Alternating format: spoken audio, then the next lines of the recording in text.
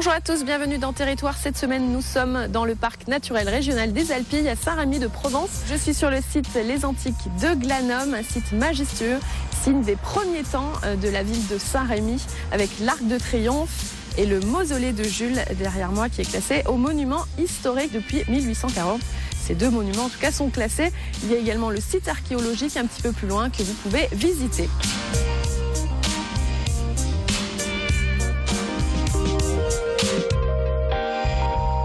Vous retrouverez évidemment aussi vos rubriques habituelles, recettes du jour et métiers d'art. Nous allons visiter le centre historique de Saint-Rémy tout de suite en compagnie de notre guide Territoire. C'est parti!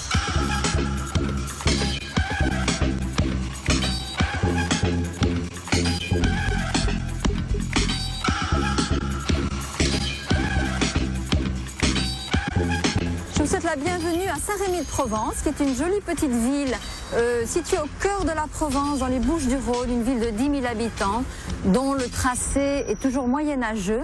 Donc on va se balader centre-ville. Ici, on est à l'extérieur des murs. Pendant très longtemps, tout le Moyen-Âge et jusqu'au XVIIe, XVIIIe, la ville était entourée d'une double muraille de remparts. On a commencé à ouvrir les remparts. C'est le cas ici avec cette porte qui date du XVIIIe. C'est une ouverture dans les remparts qui a été faite donc au XVIIIe siècle, à une époque où il y avait une certaine sécurité publique, et dans toute la France, on a pu commencer à faire tomber les remparts. À partir du XVIIe, c'est l'époque de Louis XIII. Donc ici, c'est la porte Saint-Paul. Tous les noms sont écrits en provençal et en français. Elle s'appelle la porte Saint-Paul parce qu'elle mène à la clinique Saint-Paul, justement, où une des personnalités de Saint-Rémy, en tout cas un peintre qui est le plus connu au monde, a séjourné pendant 1 an, et c'est Vincent van Gogh qui est arrivé en mai 1889, qui est reparti en mai 1890 et qui a donc séjourné à l'extérieur des murs de Saint-Rémy, dans cette clinique qui se trouve à 1 kilomètre en haut de l'allée Saint-Paul. Donc nous allons rentrer par ici, et avant, il faut voir qu'on est donc sur le Cours de Saint-Rémy. Le Cours, c'est le boulevard extérieur qui ceinture la ville. Ici en Provence, on a tendance à prononcer la dernière lettre des mots. Donc. Et tous les bâtiments que vous voyez autour ici sont anciens. Ils datent en général, toutes ces façades, du XVIIIe siècle. C'est l'époque où les bourgeois ont commencé à s'installer à l'extérieur des remparts. Et donc ça correspond à l'époque du XVIIIe. Saint-Rémy est un peu une ville-musée, parce qu'il n'y a absolument rien de neuf ou de très moderne. Toutes les bâtisses datent du XVIIIe, XIXe. Il y a également des belles maisons Renaissance. Et toutes ces bâtisses sont faites en pierre de calcaire, parce que justement, le calcaire de la région a permis de bâtir la toute première ville, c'était Glanum, au pied de la montagne, qui a été bâtie par les Grecs au IIe siècle avant Jésus-Christ. Les Romains s'y sont installés, et déjà à l'époque, on travaillait les carrières de calcaire. On travaillait les carrières à ciel ouvert. On a continué jusque dans les années 50, et cette fois-ci, on a creusé des tunnels, des kilomètres de tunnels dans le sous-sol, et c'était une pierre d'excellente qualité. On l'appelle la molasse, mais en fait c'était une pierre facile à travailler mais très résistante. Il suffit de se promener à Glanum pour voir la qualité de la pierre d'ailleurs. Ce sont vraiment des belles pierres qui ne sont pas abîmées par la pluie, comme c'est le cas au Beau-de-Provence où la pierre est un peu plus poreuse. Et on voit au pied des habitations que le rocher est creusé, il y a des rigoles qui se sont faites dans le calcaire. Bon, ici c'était un très beau calcaire de construction, et tous les masses, toutes les maisons sont bâties avec ce calcaire.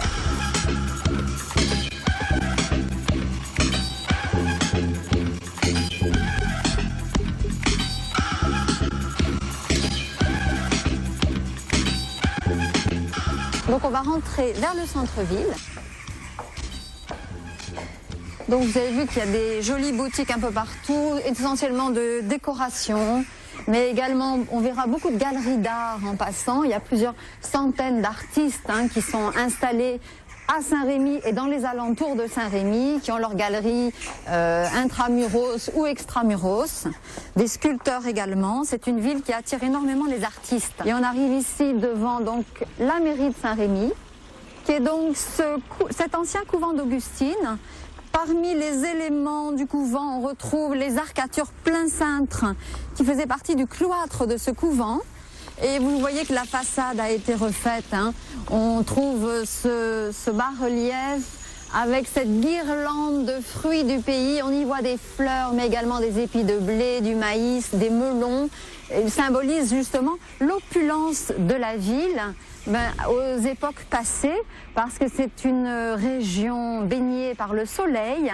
Il y a de l'eau également en abondance à Saint-Rémy, donc il y a eu des périodes plus difficiles avant la création du canal des Alpines, où il y avait surtout des oliviers, du blé.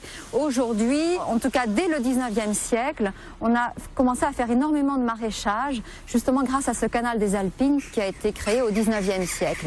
Et puis, outre ce canal des Alpines, il y a un maillage de canaux qui permettent aux eaux du Rhône et de la Durance d'irriguer un peu toute la région. Donc c'est pour ça qu'on retrouve cette guirlande de fruits qui rappelle la prospérité de la ville aux époques passées. On dit toujours que la Provence est le jardin de la France. Et à Saint-Étienne-du-Grèce, à Château-Renard, il y a toujours une grosse production, bien entendu, de fruits et de légumes qui partent par wagons entiers vers le nord et vers le reste de la France en période d'été. On voit également les armes de la ville qui sont représentées sur le balcon. Alors, les pales de gueule, ce sont les branches verticales de gueule parce qu'elles sont rouges à l'origine. Elles sont surmontées d'un écusson d'azur parce que l'origine il est bleu, avec 3 fleurs de lys qui rappellent le passé de la ville qui a été gouvernée par les princes d'Anjou. Donc ce sont les fleurs de lys de la famille d'Anjou. Il y a eu des consuls à Saint-Rémy jusqu'à la Révolution, mais la Provence a été gouvernée par les comtes de Provence jusqu'en 1486. Le dernier comte de Provence était le bon roi René, c'est ainsi qu'on l'appelait, et le roi René est mort en 1481. Il avait légué la Provence à son neveu Charles du Maine, qui n'a survécu qu'1 an. Alors, à la suite de ça, eh bien, la Provence a été réintégrée à la France. Donc, assez tard, puisqu'officiellement en 1486. La petite couronne qui est au-dessus nous rappelle simplement que Saint-Rémy était chef-lieu de canton. Ça n'a rien à voir avec le passé historique de la ville. Et là, on est devant la fontaine aux 4 dauphins.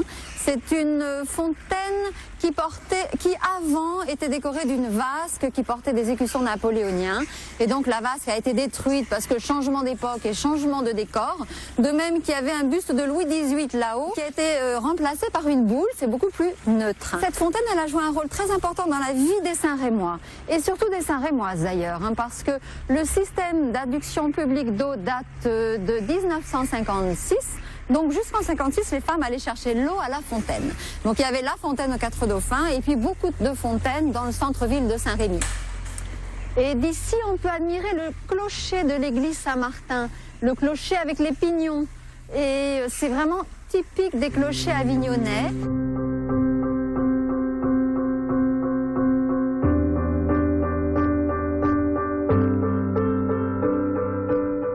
Évidemment, c'est quand même assez friable quand c'est délicatement sculpté comme ça. Et les madones, elles étaient là pour protéger les habitants des quartiers. C'était une protection parce qu'il y a eu des épisodes de peste terribles à Saint-Rémy qui ont décimé la population, notamment au Moyen-Âge avec la peste du XIVe siècle, la peste noire. Et donc chaque quartier avait sa madone pour se protéger. Donc on va continuer par ici.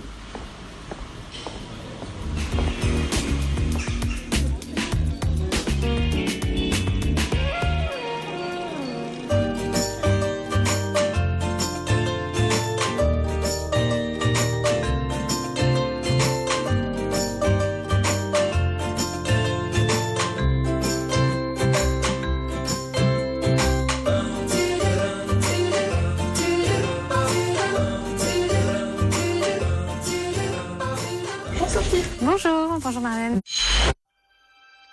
Bienvenue à Saint-Rémy. Nous sommes place Favier dans le centre, dans le cœur historique de Saint-Rémy. Et voici mon petit atelier boutique où je crée des sacs à main. Je suis ici depuis 1 an et demi, mais je crée des sacs depuis 12 ans. Voilà. Vous avez un parcours vraiment artistique. Oui, j'ai fait des études d'art à Paris. J'étais dessinatrice textile, j'ai été styliste dans la mode, j'ai travaillé dans les impressions provençales pendant quelques années. Voilà, et maintenant des sacs avec toutes sortes de matériaux. Je suis très attachée au fait de créer des œuvres uniques, ça c'est très important, avec des choses anciennes que je chine. Je travaille avec des collectionneurs pour trouver des galons anciens, des broderies qui ne se fabriquent plus, un petit peu dans diverses régions de France. Je transforme des costumes anciens également. Je ramène des choses de voyage en galons, boutons anciens. Et voilà, et puis je fais ma petite composition d'anciens et de plus récents. Du coup, c'est au gré de vos inspirations? Ah oui, complètement. Puis toutes les femmes sont différentes, donc moi j'aime créer vraiment des choses très, très différentes les unes des autres, même s'il y a peut-être un univers commun. Je travaille beaucoup avec du lin, avec des bases de lin comme ceci. Là, c'est encore collection été avec du lin, des tapisseries, etc. Nous sommes en septembre, donc c'est un petit peu fin d'été, début d'hiver. Avec du velours comme ceci. Voilà, avec des velours et des galons, avec de très belles doublures en velours de soie. Je ne compte vraiment jamais, mais c'est très très variable. Ça part pour les petites pochettes que vous voyez ici. Pareil avec des broderies, velours, ou lin en haut, comme ceci. Ça peut 1h30 et pour des sacs plus compliqués, ça peut aller jusqu'à 4-5 heures. Voilà. Donc c'est très... Mais c'est vrai que je compte pas mon temps. On va aller voir justement à la Oui, bien sûr. Ces magnifiques étoffes là que l'on voit. On vous suit.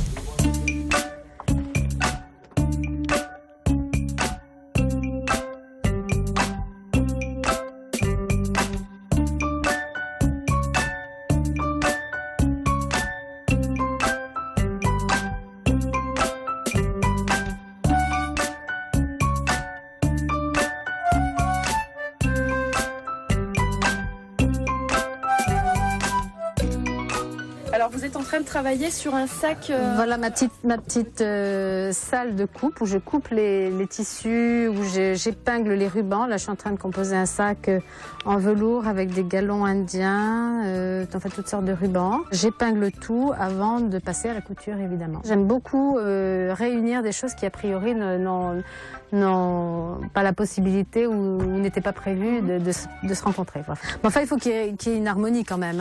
Je pense que on peut pas mélanger tout non plus, donc voilà, j'essaie que ce soit cohérent, enfin pour moi.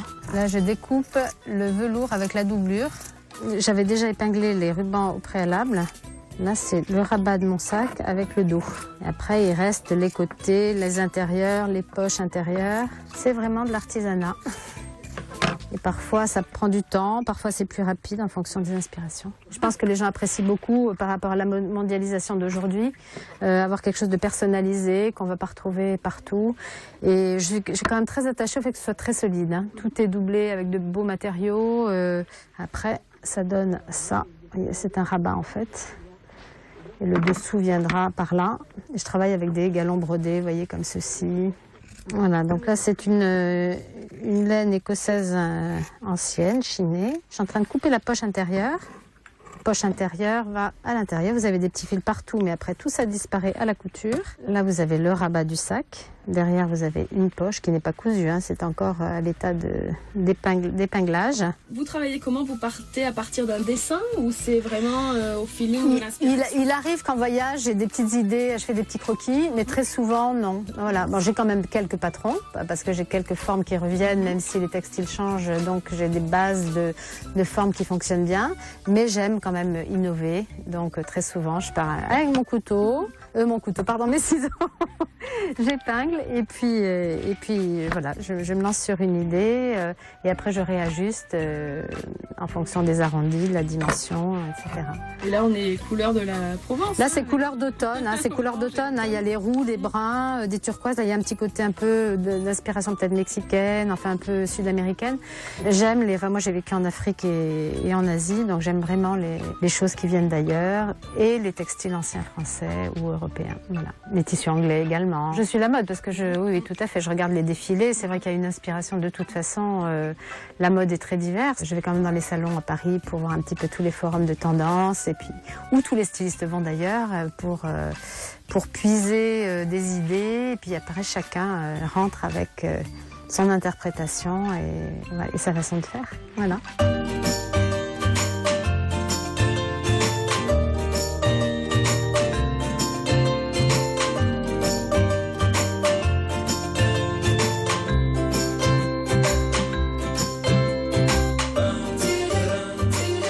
Là, je suis en train de préparer la poche intérieure en laine que je place au milieu. Et je vais également trouver un petit galon que j'avais prédécoupé, que je vais installer sur la poche, épinglé pour qu'il soit positionné.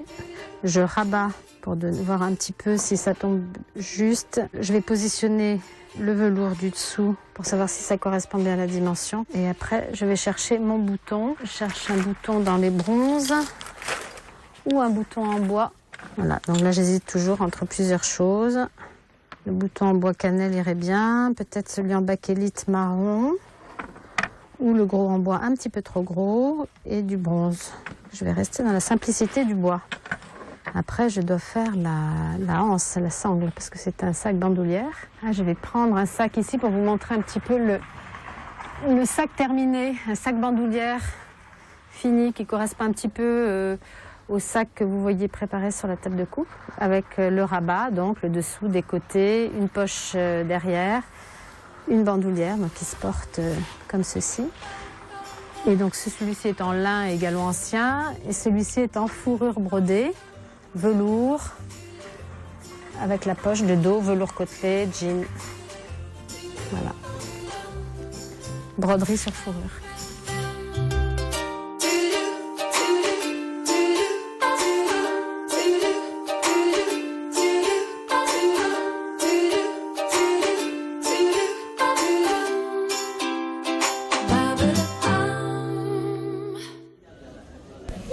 Nous restons place Favier, toujours à Saint-Rémy-de-Provence, et retrouvons Mathilde, notre guide.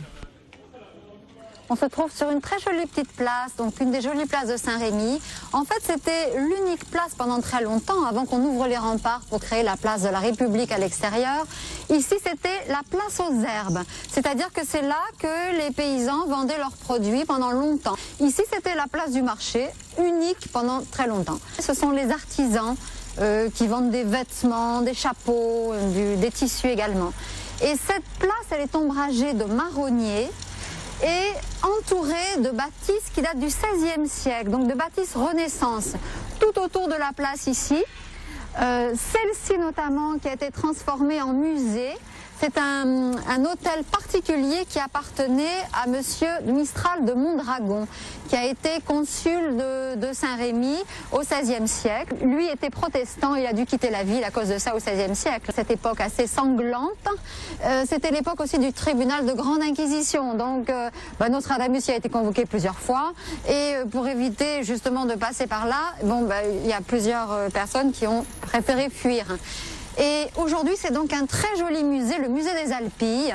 Il y a des collections qui concernent la géologie, les traditions, les vêtements, les plats provençaux, aussi la vaisselle. Il y a également une vitrine de chardons. Les chardons Cardère, ça a été quelque chose de très important dans la région. Il y avait des hectares et des hectares réservés aux chardons, parce que les chardons, on les utilisait pour carder la laine. En fin de processus de tissage de la laine, eh bien, il fallait frotter la laine avec des métiers à chardon pour lui donner son épaisseur, sa texture, etc. Et donc, on a beaucoup utilisé les chardons qu'on ne trouve plus dans la nature aujourd'hui parce qu'ils étaient issus, ou en tout cas le résultat d'un croisement. On a gardé quelques graines ici. Alors, il y a les chardons, il y a la vie des cigales aussi. Elle a été choisie parfois avec Mistral comme emblème de la Provence. Et puis, eh bien, les cigales, on les entend chanter de la mi-juin jusqu'à fin août, début septembre. On est heureux quand on commence à les entendre, c'est l'été qui arrive. Et puis, on est un peu triste quand elles cessent de chanter parce qu'on sait que l'été est terminé.